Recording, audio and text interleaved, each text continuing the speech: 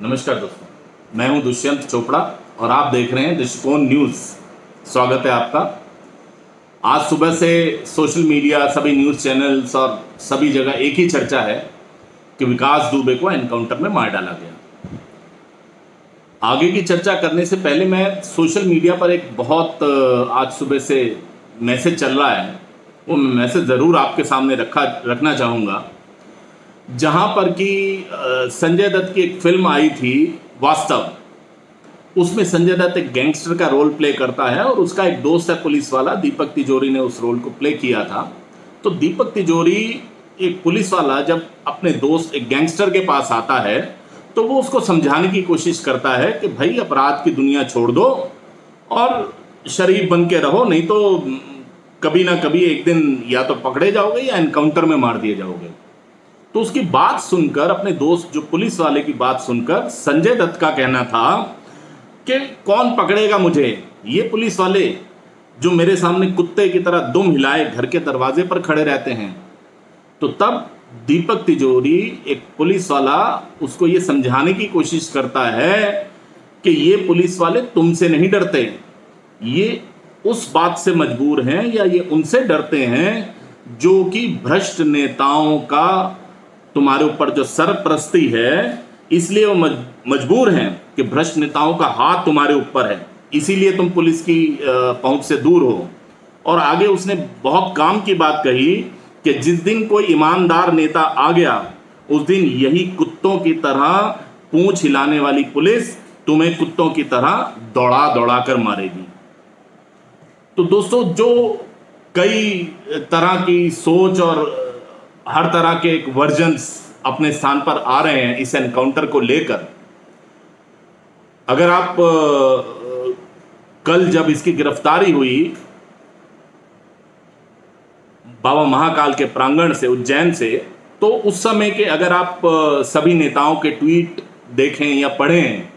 दिग्विजय सिंह जहां कह रहे थे कि एमपी में गिरफ्तारी हुई है, यहां भी भाजपा की सरकार है तो इसकी न्यायिक जांच होनी चाहिए कि ये यहाँ पर इसने आत्मसमर्पण क्यों किया, ज़रूर इसको बचाने की कोशिश की जा रही है।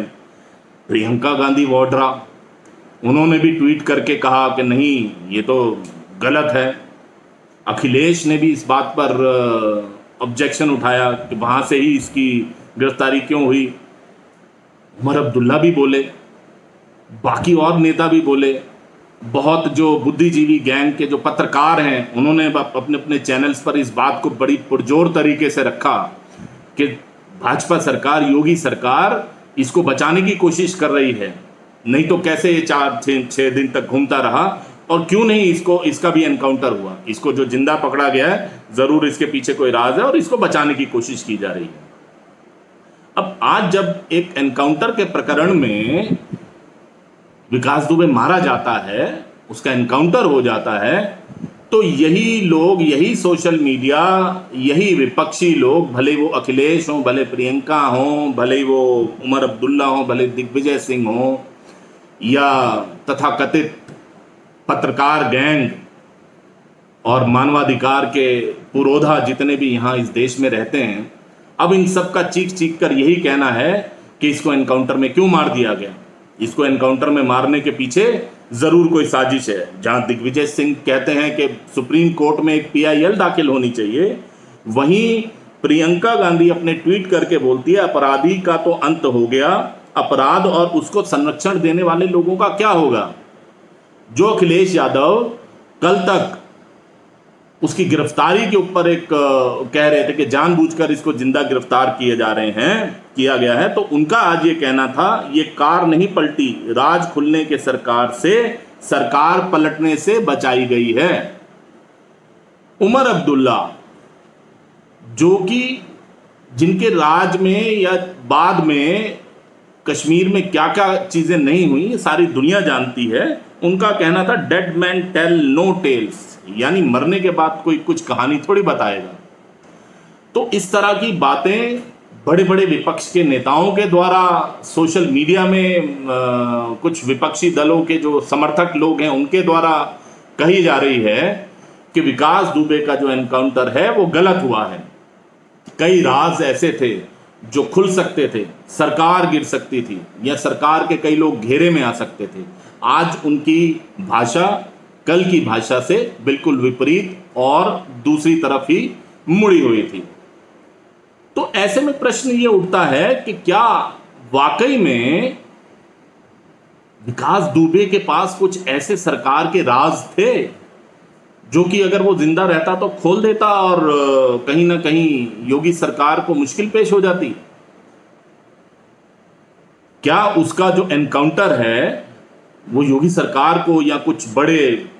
सरकारी तंत्र के जो नेता या बड़े अधिकारी हैं उनको बचाने के लिए किया गया है? लेकिन इसमें एक बात जो गौर करने वाली है वो ये है कि विकास दुबे के एनकाउंटर ने खाकी की यानी पुलिस का जो इकबाल है, खाकी का जो इकबाल है, उसको दोबारा से कायम किया है। विकास दुबे का जो एनकाउंटर है वो विकास का एनकाउंटर नहीं हुआ, ये उस सारे अपराध जगत, उन सारे अपराधियों की उम्मीदों का एनकाउंटर हुआ है जो कि ये सोचते थे कि वो लोग कानून से ऊपर हैं, वो सरकार से ऊपर हैं, वो प्रशासन से ऊपर हैं, वो लोग देश से ऊपर हैं। ये उन लोगों का काउंटर हुआ है, एनकाउंटर हुआ है। बड़ी हैरानी की बात है कि एक ऐसा अपराधी जिस पर 60 मुकदमे चल रहे थे, जो 8 पुलिस वालों की जघन्य और नृशंस हत्या का अपराधी था, आज उसके एनकाउंटर के ऊपर भी प्रश्न चिन्ह लगाया जा रहा है। लेकिन जिस देश में सेना के सर्जिकल स्ट्राइक के ऊपर, एयर स्ट्राइक के ऊपर सवाल उठाए जा सकते हैं, उस देश में एक अपराधी के एनकाउंटर के ऊपर सवाल उठा दिए जाना कोई बड़ी बात नहीं है। यहां तो लोग सेना को भी कटघरे में खड़ा कर देते हैं, तो उसमें क्या होगा? लेकिन ये सवाल उठाने वालों को जरा ये सोचना चाहिए कि अगर वो जिंदा भी रहता तो ठीक है, उसके ऊपर मुकदमा चलता, सालों साल लग जाते उसको सजा मिलने में,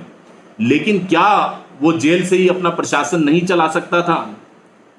माना कि कहीं ना कहीं पुलिस प्रशासन में उसके ऐसे मित्र थे, ऐसे उसके शुभचिंतक थे जो उसको लगातार इंफॉर्मेशन देकर 6 दिन उसको जिंदा रखे थे, या उस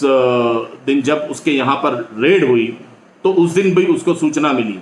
लेकिन वही लोग उसको बाद में भी प्रश्रय दे सकते थे, वही लोग उसको बाद में भी समर्थन दे सकते थे। पूरा इतिहास गवाह है, अतीक अहमद, सोहराबुद्दीन, मुख्तार, ब्रजेश सिंह, ऐसे कितने लोग हैं, कितने अपराधी हैं जो आज भी पकड़े जाने के बाद जेल से अपना कुशासन, अपना अपराध तंत्र चला रहे हैं, वहीं पर उनका दरबार लगता है, ये किसी से छुपा हुआ नहीं है।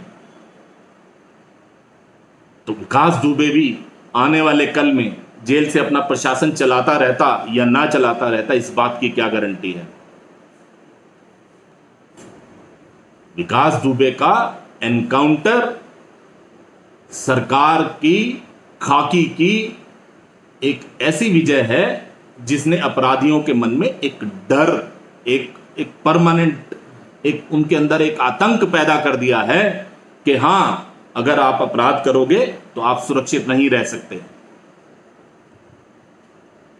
तरीका गलत या सही हो सकता है, हम उसकी निटी ग्रिटीज में नहीं जाएंगे, लेकिन कहीं ना कहीं इसका एनकाउंटर होना, इसका मारा जाना बहुत से लोगों को एक अच्छा संकेत देकर गया है। आप नहीं भूले होंगे, अब से कुछ महीने पहले जब हैदराबाद में जो पशु चिकित्सक प्रियंका, उनका जब नृशंस हत्याकांड हुआ रेप करने के बाद, और उनके अपराधियों का हाथ के हाथ जब एनकाउंटर हुआ, तो यही देश के लोगों ने मोमबत्ती जलाकर उसको समर्थन दिया था, पुलिस को समर्थन दिया था, पुलिस के काम की तारीफ करी थी, देश भर में तारीफ हुई थी।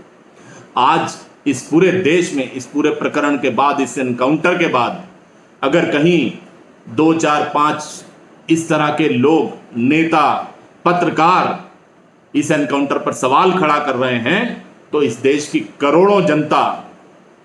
आज मुख्यमंत्री योगी के साथ खड़ी है, उत्तर प्रदेश की पुलिस के साथ खड़ी है। कमियां कहीं भी हो सकती हैं, उसका 6 दिन तक 8 दिन तक घूमते रहना, या उत्तर प्रदेश से फरीदाबाद पहुंचना, फरीदाबाद से मध्य प्रदेश पहुंचना, इस पर सवाल खड़े हो सकते हैं, बिल्कुल खड़े होने भी चाहिए। उन लोगों को जरूर पकड़ा जाना चाहिए जो लोग उसको 6 दिन तक 8 दिन तक यहां घुमाने में कहीं ना कहीं उसकी सहायता कर रहे थे। लेकिन उसके बावजूद भी जहां पहला मौका मिला वहां उत्तर प्रदेश सरकार ने निर्णय लिया, वहां पर उत्तर प्रदेश की पुलिस ने निर्णय लिया, और वो असली था या नकली था, लेकिन वो एनकाउंटर हुआ और वो एनकाउंटर में मारा गया। एनकाउंटर नकली था या असली, लेकिन संदेश बिल्कुल असली है कि योगी राज में कोई अपराध करके खुला घूमते घामते मौज नहीं कर सकता। और रही बात कि वो बहुत से राज उगल सकता था, बहुत सी चीजें बता सकता था, तो माफिया वर्ल्ड में एक कहावत बहुत मशहूर है, कहा जाता है the accountant knows everything so nothing to lose. That means उसका मतलब, उसका निहितार्थ यही है कि आज विकास दुबे मारा गया तो क्या हो गया, और ऐसे बहुत से लोग हैं जो उसके राजदार हैं, जो एक सॉफ्ट टारगेट हो सकते हैं उसके राज उगलवाने के लिए। यह नहीं भूलना चाहिए कि वो एक शातिर अपराधी था, दुर्दांत अपराधी था, एक घिसा हुआ एक अपराधी था। वो पुलिस को किसी भी तरह से घुमा सकता था, गुमराह कर सकता था, लेकिन उसके जो सॉफ्ट टारगेट्स जो पुलिस के हाथ में आ चुके हैं या आने वाले भविष्य में, निकट भविष्य में आएंगे, उनसे उन राजों का खुलासा ज्यादा आसानी से हो सकता है जो कि शायद पुलिस विकास दुबे से उगलवा पाती। इसके साथ ही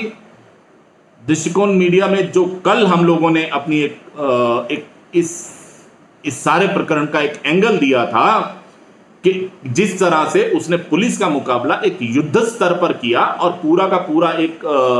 रणनीति बना के एक किलेबंदी करके उसने पुलिस के साथ जो मुठभेड़ करी और 8 लोगों को उसने मौत के घाट उतार दिया पुलिस वालों को,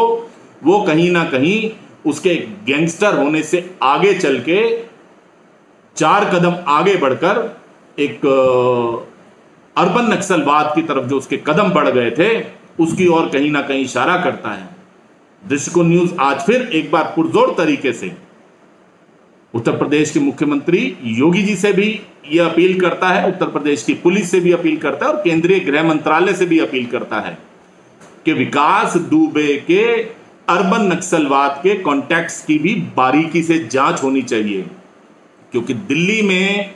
जिस तरह से दिल्ली दंगों के दौरान ताहिर हुसैन ने पुलिस से मुकाबला किया और पुलिस को टारगेट करके पुलिस को मारा, इसी तरह विकास दुबे ने पुलिस से बाकायदा मुकाबला किया, युद्ध किया और पुलिस वालों को मौत के घाट उतारा। ये साधारण गैंगस्टर्स के काम नहीं है, ये अर्बन नक्सलवाद की ओर इशारा करते हैं, साफ साफ इशारा करते हैं। पुलिस प्रशासन को जरूर इस एंगल से भी जांच करनी चाहिए। अंत में मैं यही कहना चाहूंगा कि विकास दुबे के मारे जाने को किसी भी तरह से जातिवाद से या धर्म के साथ ना जोड़कर देखा जाए। ये एक अपराधी का अंत है, ये एक अपराध का अंत है, और ये जो अपराधी आज खुला घूम रहे हैं, चाहे वो उत्तर प्रदेश हो या देश का कोई भी हिस्सा हो, ये उनको एक स्पष्ट संकेत है कि अब उनकी खैर नहीं। अगर आपको आज की हमारी बात सही लगी हो तो हमारी वीडियो को लाइक कीजिएगा